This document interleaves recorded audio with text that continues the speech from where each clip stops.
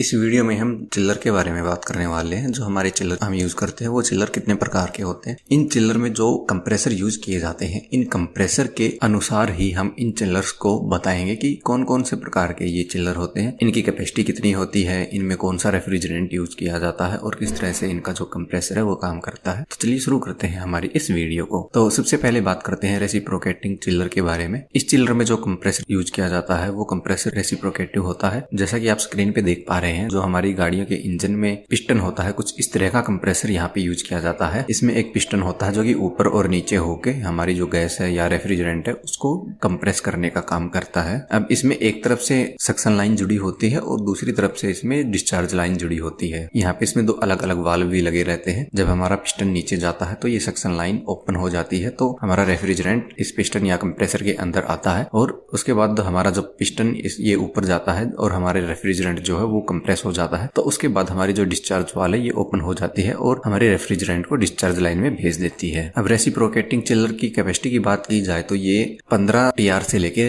लगभग 400 टीआर तक हमें मिल जाते हैं। किलोवाट में इनकी रेटिंग की बात की जाए तो लगभग 52 किलोवाट से लेके 1400 किलोवाट तक की इनकी पावर कंजप्शन होती है। अब यहाँ पे जो इसमें रेफ्रिजरेंट यूज किया जाता है वो रेफ्रिजरेंट R134A यूज किया जाता है। ये चिल्लर हमें एयर और वाटर कूल्ड दोनों तरह के मिलते हैं। अगले एक चिल्लर की बात की जाए तो अगला चिल्लर है स्क्रॉल चिल्लर। स्क्रॉल चिल्लर को अब यहाँ पे स्क्रीन पे देख सकते हैं। कुछ इस तरह से घूम के ये स्क्रॉल चिल्लर जो है वो काम करता है। स्क्रॉल चिल्लर की जो कैपेसिटी है उसकी बात की जाए तो ये हमें 5 से लेके 150 टीआर तक की कैपेसिटी में मिलता है। इसकी पावर कंजप्शन की बात की जाए तो ये 17 से लेके लगभग 527 किलोवाट तक में हमें मिलते हैं, यानी इतने तक की ये पावर कंजप्शन कर लेते हैं। रेफ्रिजरेंट की बात की जाए तो स्क्रॉल चिल्लर में ज्यादातर R410A, R407C ये रेफ्रिजरेंट यूज किए जाते हैं। अगले चिल्लर की बात की जाए तो अगला चिल्लर होता है स्क्रू टाइप चिल्लर। अब यहाँ पे जो स्क्रू टाइप का कंप्रेसर इसमें यूज किया जाता है, इस कंप्रेसर में 2 स्क्रू टाइप से रोटेटिंग पार्ट दिए जाते हैं और ये एक दूसरे के साथ आपस में यहाँ पे रोटेशन करते रहते हैं और जो हमारा रेफ्रिजरेंट है उसको कंप्रेस करते हैं। इनकी कैपेसिटी की बात की जाए तो इनकी कैपेसिटी 60 से लेके 500 टीआर तक की होती है और किलोवाट की बात की जाए तो ये लगभग 210 से 1758 किलोवाट के आसपास तक हमें देखने को मिलते हैं। अब यहाँ पे जो रेफ्रिजरेंट यूज किया जाता है वो R410A यूज किया जाता है। इसके अलावा R134A भी स्क्रू चिल्लर में यूज कर सकते हैं।